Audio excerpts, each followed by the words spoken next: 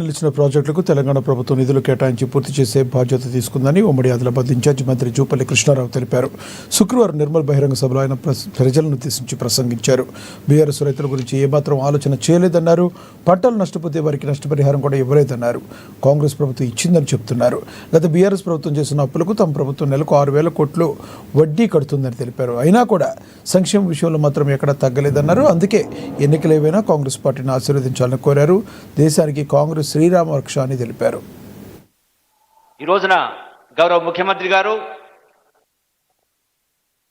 ఆదిలాబాద్ జిల్లాలో ఒకటి చనాక కోరాట ప్రాజెక్ట్, రెండవది సబర్మత్ యొక్క బ్యారేజ్ ఇనాగ్రేషన్ చేసుకోవడం జరిగింది. దీనికి సంబంధించి ఈ 2 ప్రాజెక్టులు గడచిన 10 సంవత్సరాల నుంచి పెండింగ్ లో ఉన్న ప్రాజెక్టులు గౌరవ ముఖ్యమంత్రి రేవంత్ రెడ్డి గారు ముఖ్యమంత్రి అయిన తర్వాత ఈనాటి ఇందిరమ్మ ప్రభుత్వం, కాంగ్రెస్ ప్రభుత్వం దానికి అవసరమైన నిధులు కేటాయింపు చేసి వాటిని పూర్తి చేయించడం జరిగింది. ఈ సందర్భంగా మీకోటి విషయం మనవి చేస్తా ఉన్నా. గడచిన 10 సంవత్సరాల కాలంలో గత బీఆర్ఎస్ ప్రభుత్వం మాజీ ముఖ్యమంత్రి వర్యులు కల్వకుంట్ల చంద్రశేఖరరావు గారు, ఈ మధ్యలో మీరు పేపర్ల టీవీలో చూస్తా ఉన్నారు, గోదావరి కృష్ణా నదీ జలాల పట్ల తపన ఉన్నట్టుగా గొప్పగా అభివృద్ధి చేసినట్టుగా మాటలు మాట్లాడడం జరిగింది. ఇక్కడ ఈ యొక్క చనాక కోరాట ప్రాజెక్ట్ సంబంధించి ల్యాండ్ అంటే రైతులకు నష్టపరిహారం కూడా ఇవ్వకుండా బకాయి పెడితే ఇలా గౌరవ ముఖ్యమంత్రి రేవంత్ రెడ్డి గారు ఆ యొక్క నిధులు మంజూరు చేసి ఆ రైతులకు నష్టపరిహారం ఇవ్వడం జరిగింది.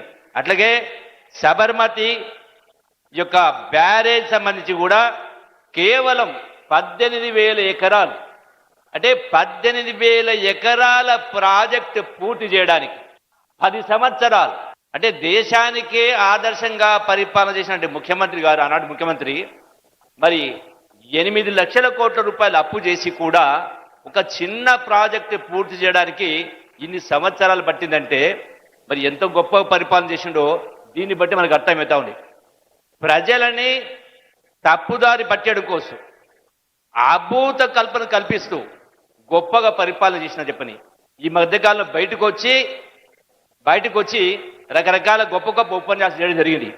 ఈ రోజున మరి ఆనాడు ధనిక రాష్ట్రాన్ని అప్పచెప్తే 64 సంవత్సరాలు 22 మంది ముఖ్యమంత్రి రాష్ట్రాన్ని పరిపాలన చేస్తే ఈ రాష్ట్రం పైన ఉన్న అప్పు 60,000 కోట్ల అప్పు ఉండే. ఆనాడు సంవత్సరానికి 6,000 కోట్ల రూపాయలు వడ్డీ కడతా ఉంటుంది. మరి ఒక్క ముఖ్యమంత్రి కేసీఆర్ 10 సంవత్సరాలు పరిపాలన చేసి 8 లక్షల కోట్ల రూపాయలు అప్పు చేయడం జరిగింది.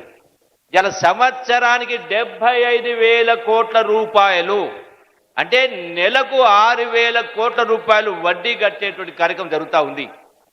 అంటే ఇంత అప్పుల భారం ఉన్నా కూడా అయినా కూడా ఇలా కాంగ్రెస్ పార్టీ గౌరవ ముఖ్యమంత్రి రేవంత్ రెడ్డి గారు చెప్పిన ప్రతి మాటను కూడా, ఈ ప్రభుత్వం చెప్పిన ప్రతి మాటను కూడా నిలబెట్టుకునే ప్రయత్నం చేస్తూ ఉంది.